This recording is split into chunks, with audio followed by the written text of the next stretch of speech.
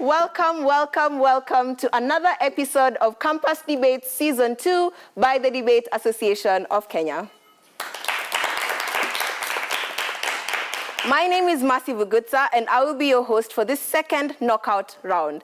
If you were with us last week on Monday at 8 p.m., we were able to see a knockout round between JKUAT University and Kwea University, where JKUAT were able to maintain their position in the debate. So we'll hopefully see them in the next preliminary rounds that we'll be having with the other universities. For Kwea, however, they were not able to win, but we still hope to see them very soon within the debates, either this season or the next season that comes. Now, this is a second knockout round for this debate. We have KSL University that are joining us as side opposition.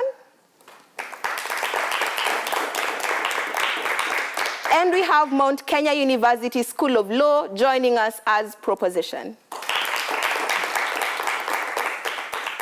This is an official welcome back to all our loyal viewers. I know if you've been watching us, you are at the edge of your seat for yet another engaging, interesting, and amazing knockout round. But if this is your first time, thank you for choosing to join Campus Debates. It's a show where young people get to engage intellectually, socially, and to get to understand the issues that exist within society. What's the most beautiful thing about it is that you get all of these perspectives from young people, giving them platforms and spaces to share their ideas, their thoughts, and their possible solutions to the problems that exist within society. Interesting, right? Now, without further ado, I would love to welcome the speakers to introduce themselves, tell us something interesting, and maybe something they're expecting out of this knockout round. Proposition. Greetings. I am Denzel Ongaki. Apart from debate, I am also a student leader. I am a loose tight head for MKU Tigers. I play rugby, that is. I expect us to win. He plays rugby, he's a debater, and he studies law. I mean, what more can we ask for? Hello, my name is Okech Mark from Mount Kenya University Parklands. I'm a political enthusiast. Equally, I'm a rugby player. Particularly, I love the play of Rasi Erasmus and Sia Kolisi, the Springboks captain. As your host, I am not a rugby fan, so I do not understand the players they've quoted. But as far as I know, they love rugby, they love debating, and they love politics. That's enough for them to be in this round and to give us an interesting round. For side opposition.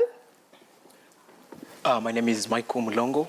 I am a student at Kenya School of Law campus. I also like rugby, but you see, I can beat them without even trying. And I like Tupac. And I like gym and all that. He likes rugby, he likes debating, he's a law student, he likes Tupac, and all of those plethora of things he loves. And at the same time, he guarantees he can win a match against side proposition. We'll see if that's the case for this debate. Greetings, my name is Micah Muhwana. I'm a student, of course, at the law school. My interests are traveling, of course, and sometimes I work out.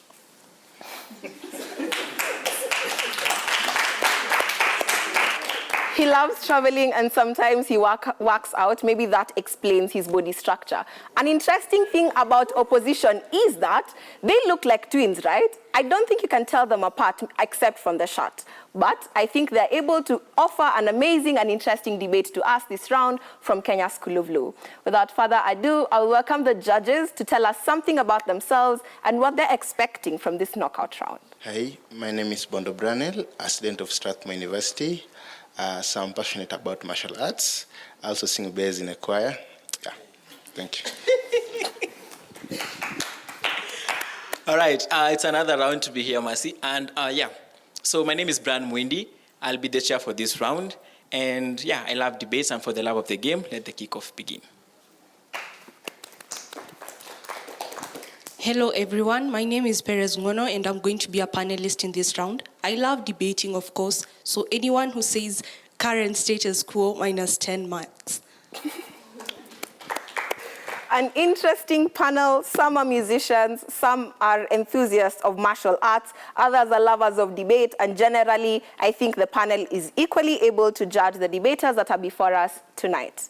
Now, The motion for this round reads, it is a knockout round, second knockout round that we are having. So this motion is tailored specifically because it tackles the main things that exist within society, and at the same time, one of the biggest issues that we need to deal with right now.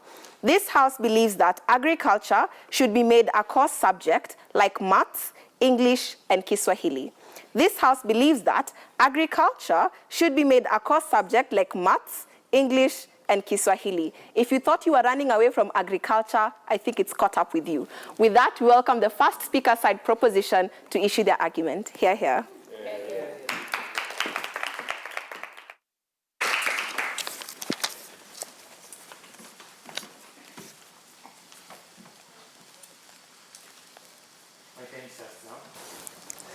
He who feeds you controls you.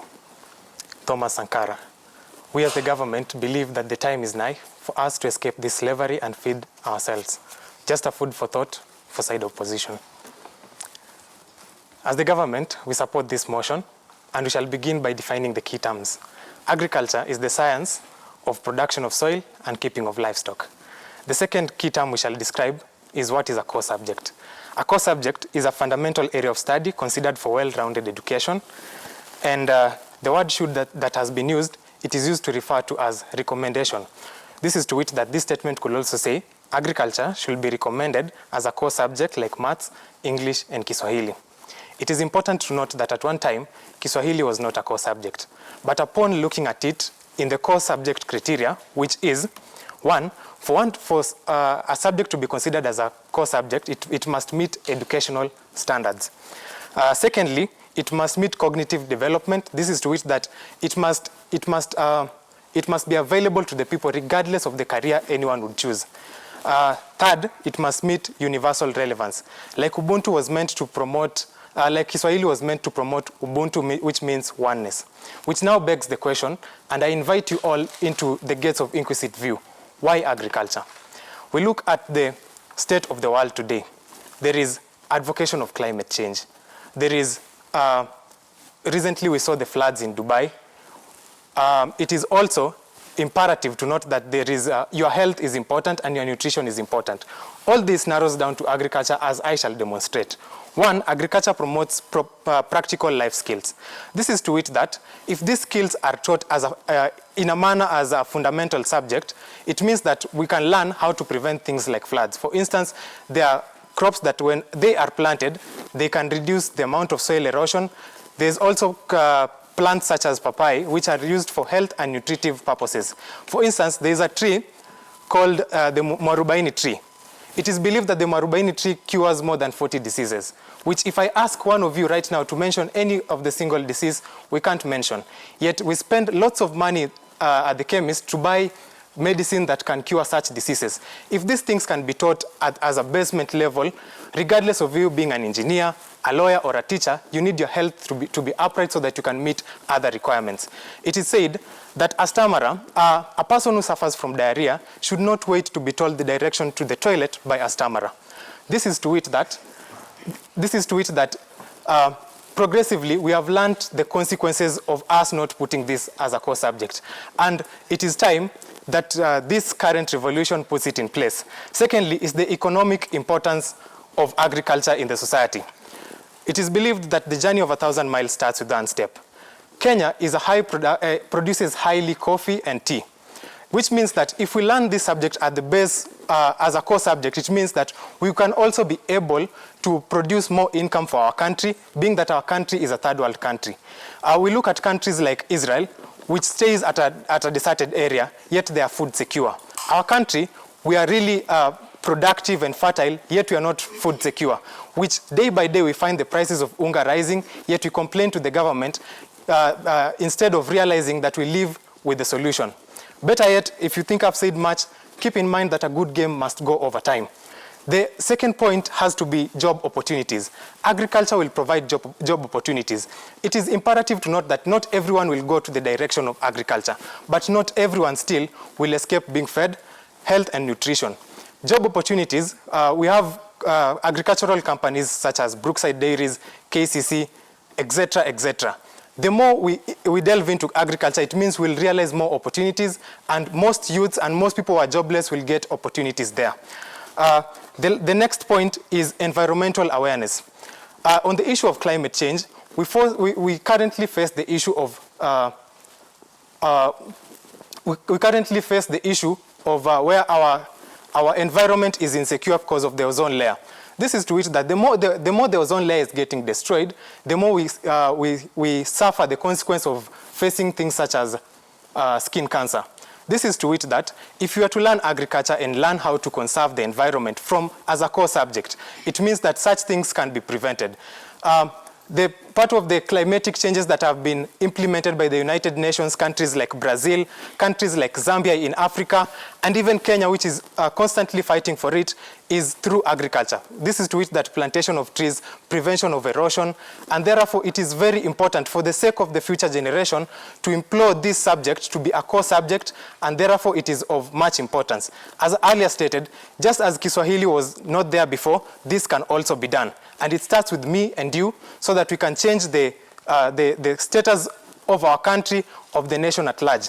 As demonstrated, this agriculture faces, it addresses the issue of universality, the universalityness, which is a core reason of a subject to be considered as a core subject. This is to which that this agriculture affects either a person who is in the United States, a person who is in Kenya, a person who is in Uganda. It also meets the cognitive development to which that regardless of the career that you are in, it will still narrow down to agriculture. If you deprive, let's say, a subject like business from someone, it means that they can also survive with other aspects such as mathematics, which addresses the issue. But this science goes to the basic of all sciences, because if it is medicine, it comes from the products of agriculture. If it is chemistry still, it comes from the products of agriculture, which means if it is a core subject, it even provides a broader base for the rest of the sciences. My last point will be a holistic development. This is to it that agriculture, by employing such as by planting these crops, it provides a good relation, a good universal relation. Indeed, if much is said, there is no point, so I'll say few because I have the point.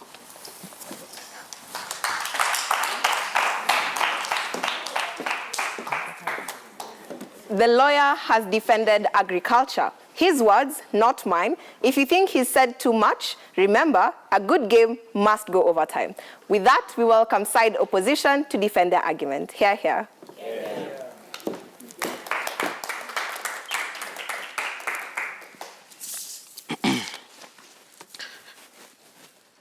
I'll begin in 3, 2, 1.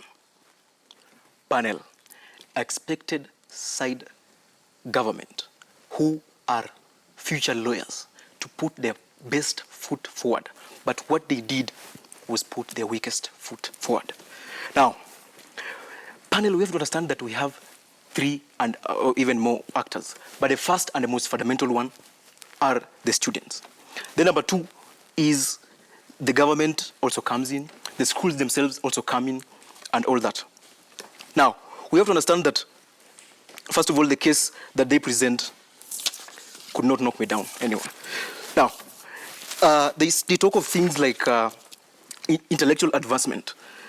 Now, that is, I mean, to me, it just looks funny because, first of all, you cannot only advance. By the way, best way to advance intellectualism is through experts. We already have experts in the field. Why do we need to make subjects compulsory for we to advance knowledge that you cannot tell us? Now you fail, you use a point that is like punishing yourself at the same time. Because if you have to advance knowledge, you need experts in these fields. And we're going to tell you why even also, if we need to make subjects compulsory, we also need experts too. Now, number 2, they talk about floods. The issue of floods is an issue that requires general knowledge. If I know that floods are coming today and the government has given a warning that there will be rain in Mombasa, I have to be very careful about that. I don't need to go and make subjects compulsory for me to know about floods. But the floods, I don't know how relevant they are in this debate, but they will tell us. Number 3, they talk about economic growth. Economic growth. Now we also tell you that that's why, again, the issue of experts comes in. Because the experts, for example, when you go to US during the era of agrarian revolution, it is the experts who helped in such situations. If there was an issue of inadequacy of foods, or food rather. Now, what they did was come up with inventions.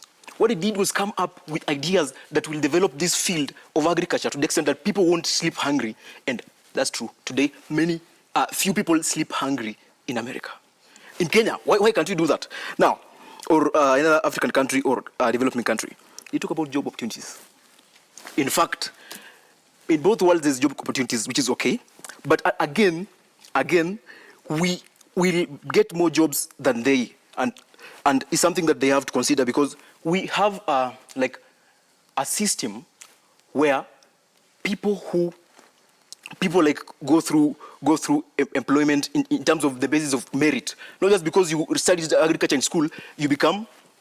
Now it's not just job opportunities, but because we had quality, we have to look at the factor that people have to be well trained. Now, agriculture requires going to the farm. It requires, I'll come later, it requires complex concepts, dedication and all that. At schools, there are less classrooms already. Even that way, it will be hard to manage classrooms in the sense that, and manage students where exams have to be marked to all students. That's another expense. In the essence that also some students do not have interest in certain subjects. For example, I just like history. You can't tell me that you'll give me agriculture and I will accept just like that. I just want to stick with my history because history is something that is part of me. I grew up with it like that. Now, number two, they talk about inadequate. I confused. Now, we have to also tell you that there is need for we to look at the essence that there's a capitalistic incentive already, where big farms in agriculture are undermining others. So that is going to be continued because once these people come out of school, they come to continue with this culture, which has been very detrimental, as you have seen in school. Now, this becomes like we're promoting an idea that we do not want to further look at where is the issue, but we want to like add more salt to the injury. I'll take. First of all, is our country food secure? Answering the same, related with a country like Brazil, which adopted agriculture as a core subject and is now food secure. That is one scenario. Now, look at scenarios where there is US, there is UK. That's simply one scenario that have not even worked well, because even look at it. If Kenya do the same, now we are telling you that there is no financial burden. Now you cannot compare Kenya and Brazil, and even so, Kenya would still have a lot of things to deal with, and we're also going to tell you the financial burden that comes with this. We have to construct new classrooms. We have like the population of students are growing each and every day. Now you're telling me that you're making agriculture compulsory, and and also we have to squeeze the timetable. All those things now is a very hard thing. Now, capital lies in the school, the government, and even students. Now, you're bringing in agriculture as a compulsory subject, meaning every student will have to pay for tuition. Maybe the school, some schools will pay for tuitions. The government already in Kenya has less funds and all that. Thank you.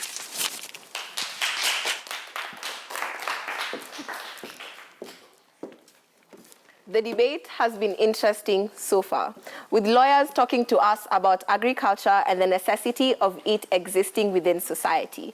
From side proposition, they tell us that agriculture is very important, and considering the time and space we currently live in, we cannot actually waste the idea of agriculture being a core subject in schools. From side opposition, however, they tell you that they don't think it needs to be a core subject. They think other the efforts should be put in other things within society, and that's their biggest argument, right? Now from that, you who is watching us at home, tell us, do you think you'd be a better person if you studied agriculture as a course subject in high school, or do you think it would be beneficial if you had the ability to choose like you have previously, right? Now with that, we'll be going on a short break and come back after a few minutes with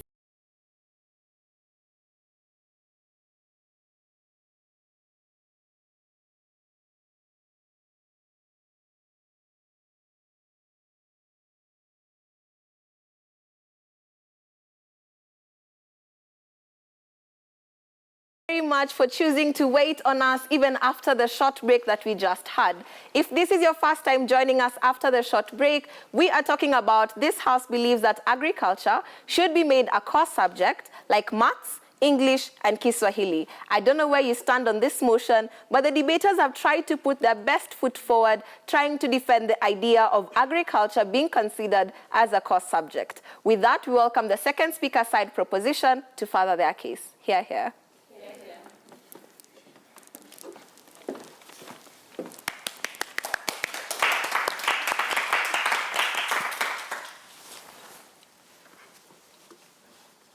My time begins now.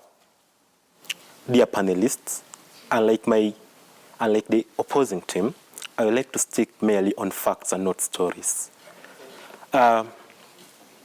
Let's foreshadow a moment and think at the kind of civilization on agriculture that our students will take when they understand what agriculture takes about. Shall we wait for Elon Musk to take us to Mars so that we can plant maize on Mars? Yet we can plant our maize in Kenya. Agriculture can help us to solve many problems, including food shortages, food insecurities. Jurisdictions such as Brazil, USA, and China, and even Dubai have managed to put this by merely inputting the core study of agriculture in their syllabus. The first speaker of the opposition side has mentioned that for us to take the agriculture to the students, we have to take part in what he calls public participation in the key actors of the education. We asked before this panelist, to who does the best interest of the child belong? Does it belong only to the government? Does it only entirely belong to the parent? No, it belongs to the government also. This can be justified through the justification principle that at every time, what he mentioned that our weak foot is always up, we say that our hand is always up to say that these children need agriculture. The first speaker made assumptions that the things to do with flooding, to prevent floods, is just a general assumption, a general understanding. I kindly ask him, does the man in the Pangani bus heading to Ngara, does he know that the reason why we have floods today is because that River Juja in Mathare broke its bank because there was no crop-resistant crops near it? Does he know that floods are in Mathare because the people in Mathare have used the riparian land? Ask him. Again, it only takes the knowledge of an agricultural student to know all this. We as the government, through the Ministry of Education, are willing to impact this knowledge to our children at no free cost at all. The first speaker for the opposition clearly says that we do not have sufficient classes for agriculture. I would like to bring him to understand that agriculture is a technical subject. Agriculture can be taught as far from the fish pond to the school farm. He does not know that indeed agriculture cannot only be taught using books, but can only be taught using jembes, pangas, and folk jembes. The first speaker says that Brazil is a country on its own.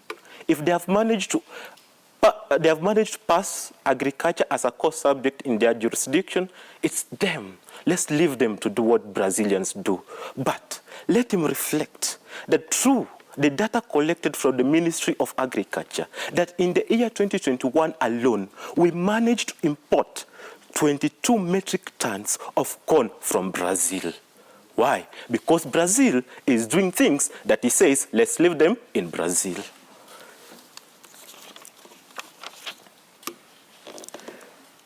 We need agriculture at this era where we have a food shortage. Should we only depend on GMOs? Yet we can teach our students as far from Korogocho to Kiboro on how to plant maize, how to plant sukuma wiki using as little as a skulk in their compounds. We are here to tell these panelists that indeed we can achieve this through using minimal infrastructure, using minimal land, using minimal resources to fight food shortage. And to give a good example, as documented in Madare Roots YouTube channel, they documented a journey of Kiboro primary students planting sukuma wiki, get this, at the back of their classrooms. The sukuma wiki that they grew fed the whole school for the whole week. This can be achieved. If Kiboro Primary School is doing it on a pilot program where the Ministry of Education is trying agriculture on the grade 7 students at Kiboro Primary School, this can be done in Samburu. It can be accomplished in Siaya, and it can be achieved more in Kisii. They say that we need experts to come and teach our students on agriculture. Let him impact this, that through the knowledge of agriculture study, we have created more career opportunities. The former deceased Cabinet Secretary for Education, Magoa, said that the only thing that is fighting our education is a brain drain. That every year we import workers to go to USA and accomplish things there. I beg to rest my case there. Thank you very much.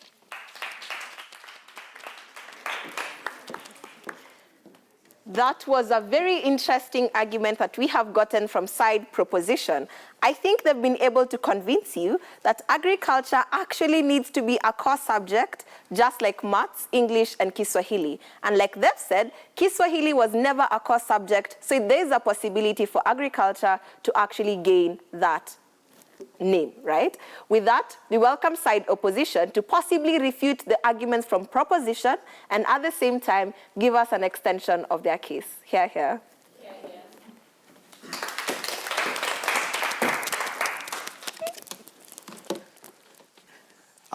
I mean, people are so surprised with my dressing, but basically this is just, it looks like a female dressing, but it's just for the African pursuit. So, yeah, I'm going to start my speech in 3, 2, 1. So, panel, this debate is simple. This house believes that agriculture should be made a core subject like math, English, and Swahili. We think from our world that it's simple. In terms of personal perspective, we think that forcing this system into people is not good at all. For example, nowadays, we are having, different subjects being made compulsory, but we think that that's something that is making people not to pursue what they like, this things that matches with their interest. We also think that Kiswahili, English, and math are compulsory because they have already been forced into our system. It's something that they have already brought to us. We don't have a choice. So we are against the issue of compulsorily trying to bring this into the status quo. My partner has talked about the issue of capital, and I want to just emphasize on it. On the issue of capital, we think that capital is not quite enough for a developing country such as Kenya. That's why they are using GMO. I'll bring in the issue of GMO because we have seen the government has been trying to adopt into the issue of GMO. So we think that the unavailability of good financial strategy and capital to invest into agriculture is something that also makes it difficult for us to think that we should adopt this agricultural subject as a compulsory one. So we also think that the lack of expertise, we think that we don't have enough expertise in status quo. Many people are so disinterested in taking part in agricultural activities. That's why we see that we don't have enough agricultural transformation, because we don't have enough people to guide into the system. We don't have enough people to actually ensure that they effectuate and put practical methods into the same. Classroom management, we think that it's so problematic because in terms of outreach, we don't have enough people. Many students are not interested in agriculture. They don't want to go into the farm to like cultivate land, to use jembes and all that stuff. They prefer jobs such as like sitting in offices and writing proposals and all that stuff. They don't prefer like coming into farms to dig and such stuff. So we think that classroom management is something that will make it difficult to achieve this goal of making this compulsory. Again, under the same, we think that the students' ability is just like premised into other things that that comply with their knowledge. We also think that even if we have to adopt this, we're having the issue of exploitation, because even if you have to teach these people, we'll have to release them to go out there. And we have capitalistic companies which are dominating the market. So the capitalistic companies will make it hard for these small companies which are agriculturally based to have like a good foundation in terms of making profit and all that stuff. We think that even if we have to bring up students to come and get into these sectors, we think that they'll still be made to a system that is already monopolized, and the agricultural perspective of achieving that will be difficult. Just to oppose the prop. Prop came here and talked about the issue of UAE having technology. We should ask ourselves this simple question. Kenya is, let's just give an example of countries in Africa that are suffering because of money, facilities. We don't have enough facilities as compared to UAE. Something like that we cannot adopt into it because it will take us time. What we have to do right now is to ensure that we have more money to have such kind of things to happen in the near future. What's your POI? Are you aware that Kenya allocates a budget to fight food shortage and enhance digitalization in the agriculture sector? Okay, I'm not aware, but I think it's there. I think it's something that's there, but I think that it's a good idea, but at the same time, the money that we even pump into this system is the money that is being misused, is the money that is being stolen. How many times have we invested into these sectors and we have seen that money is not being used well? So I think that we cannot actually adopt that because that's something that is going to even promote more capitalism in the market, because most of the richest farmers in the world are in a capitalistic system. I don't want to mention the names because of privacy issues. And we have a POI. Yeah. Yes. How is the expertise expensive if at the current state, primary and secondary are provided free by the government? We are talking about even hiring them. There are schools which we cannot say that all people in this country should study agriculture. I think that is something that we cannot buy into. We cannot just say that everybody should be a farmer. That is, things such as Swahili is something that must be used, because Swahili is something that we must use to communicate. English is something that we must use to communicate. Math, we must always have that ability to write mathematical issues down so that we can be able to achieve financial issues and accounts. Thank you.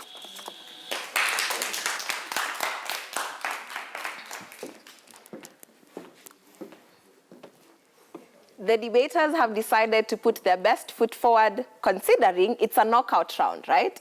As per the last knockout round that we had, the teams were very agile and very fast to defend themselves. Just like so, this round, the debaters are very ready to fight for their lives and to defend their title for them to remain and debate again after this knockout round. What has happened in the entirety of the debate? Side proposition argues that we need agriculture to actually be a core subject like maths, English, and Kiswahili because we are suffering a lot of problems within society like food shortage and lack of funds and things like that, and a lot of drought and all of that. Side opposition then argues and says we have experts who can ideally fit into these spaces and offer some level of solvency to the food shortage crisis that exists within these states. I don't know if they've swayed you. They've had 4 speeches, and I think by now you can already tell who's winning and who's not. So feel free to engage with us on X at KTN Home with the hashtag Campus Debates, or message us on WhatsApp with the number 0759 434389.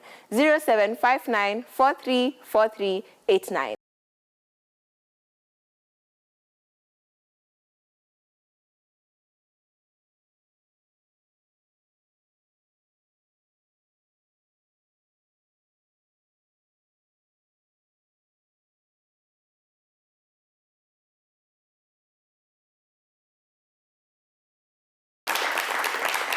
Hello, hello, everyone, and thank you for choosing to tune in with us for this 3rd segment of Campus Debates Season 2.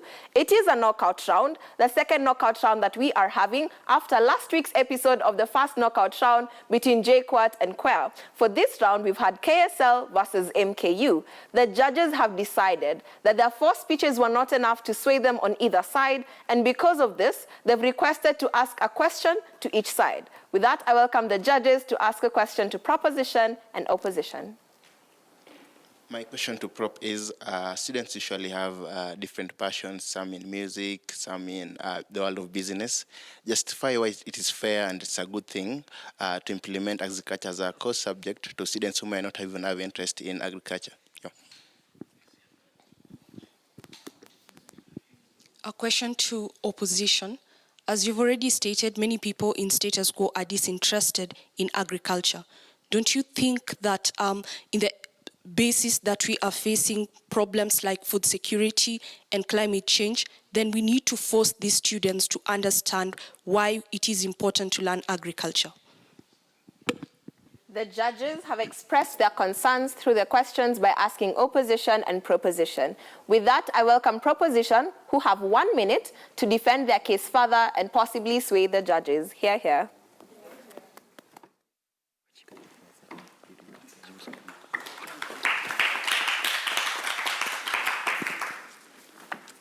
Okay, my time begins now.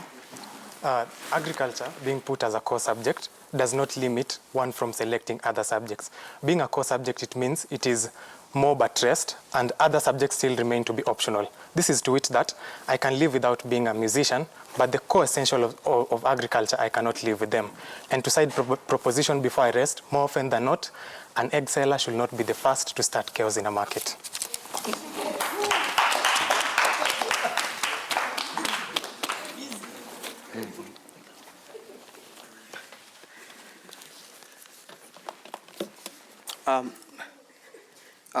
The question was, do we think that we should teach agriculture, make it compulsory, so that we can combat food security and climate change? We think that in this regard, we cannot really use theoretical, values. In as much as agriculture promotes the practical part of it, we also think that we don't have enough money. We don't have enough money to ensure that now we use this practicability of agriculture to solve this issue of climate change and food security. Again, food security cannot necessarily require people to study agriculture, but it requires government to come up with good policies in terms of ensuring the safety of food and good food storage and all that stuff. Thank you.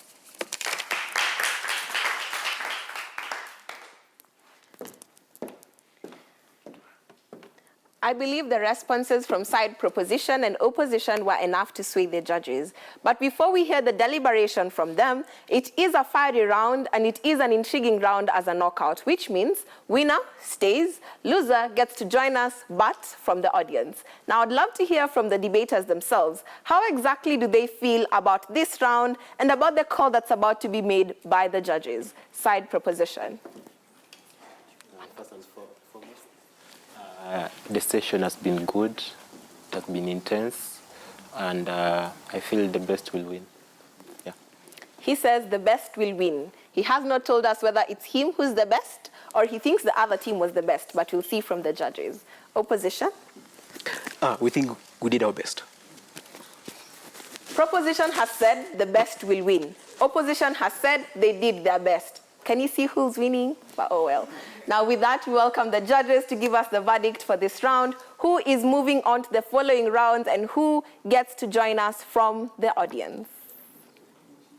All right, so before I announce on who wins this motion, I'd like my two panelists to give us their OA for 1 minute each. So for me, government had it over op. And the reason is because at a point in time that there is a crisis in a market, the government has to intervene. And unfortunately, in terms of a flooding crisis or climate change, then it just falls upon the government to probably have that soft power to force people to understand why they are in a crisis. Thank you. Okay, for me also, I had Gov over OP. This is because when OP came, you talked about the 3 different actors. I needed to understand why implementing agriculture as a core subject was bad for these 3 different actors, or why it was bad for them. And also loved how Prop came up with the whole idea why they should put agriculture as a core subject when they give us things like cognitive criteria, universal relevance, and its economic importance to the society and the economy as a whole. Yeah. All right, so with that said and done, I think the two panelists have given you a hint on who is winning this debate, and the work of KSL again was to stop MKU from winning, and they did a very terrible job. And that is to say that MKU wins this round on the following justifications. So the definition of terms that come from this side are very much on point on what agriculture looks like, that is keeping of animals and planting of plants, and it should be made a fundamental subject because, you know, it meets educational purposes, it's that's for cognitive development and universal relevance altogether. All the way they mechanize their points, they actually tie back to that kind of metrics that they provide in this debate, whereby it's going to advocate for climate change. Kenya is already suffering with this, such as floods everywhere. Like everything is just too difficult to live in Kenya right now with the current situation of climate change. And then the practical skills that agriculture does bring about it, to treat diseases and everything, and by extension is the base for like all other kind of diverse kind of subjects. In as much as you want to be a doctor, it's gonna circle back to like the principles in agriculture. I think the whole case is watertight as compared to what we get from KSL, and this is exactly what we get from KSL. We have no case from KSL. They measured their case on rebuttal extensions, but again, as much as they do want to rebut what is coming from their direct opponents, the proposers, they do a very terrible job in itself. That is to mean that what they're providing to this house is more of fiat. They have no truth value in their cases. Take, for example, you coming here to the stage and you say, we exist in a capitalistic society, big companies undermining small companies. Which one? Where? Like, prove your point in as much as you want to fiat this kind of analysis in this debate. In as much as that said and done, I think my 1 minute is up. And congratulations to MKU School of Law for such a spirited debate. See you in the next rounds. The judges have spoken and they have decided that Mount Kenya University School of Law gets to continue gracing their presence and your presence with their faces continuously with the debates that get to follow. As well, MKU have actually been able to save themselves, which means it's a massive win for them. And because of this, we hope to see them in the next rounds debating against other universities that they could possibly face. For KSL, on the other hand, they've not been able to win this round, which means they'll get to join us for the following rounds, but maybe not on the podium, but hopefully we'll get to see them again when season 3 comes out, or in any other debate that we get to offer in regards to them coming in as guests or something like that. I think the debate has been interesting. We've gotten to understand how agriculture plays out, whether it should be a core subject or not. And I think as per what we've received from our speakers, government, you need to do something about it. Agriculture needs to be a core subject, the same way maths, English, and Kiswahili is. This is to increase buy-in from people, especially people who are buying out of the whole idea of agriculture and buying into white-collar jobs. The debate has come to an end. The knockout rounds have come to an end. Catch us next week on Monday at 8 p.m. with a continuation of a debate series of universities that have been able to ensure that they are safe, and you'll meet massive universities. Could be Strathmore, could be USIU, could be UON, could be MKU, could be JKUAT. We do not know which university will follow, but the only way to know is to turn up on Monday at 8 p.m. next week. See you there.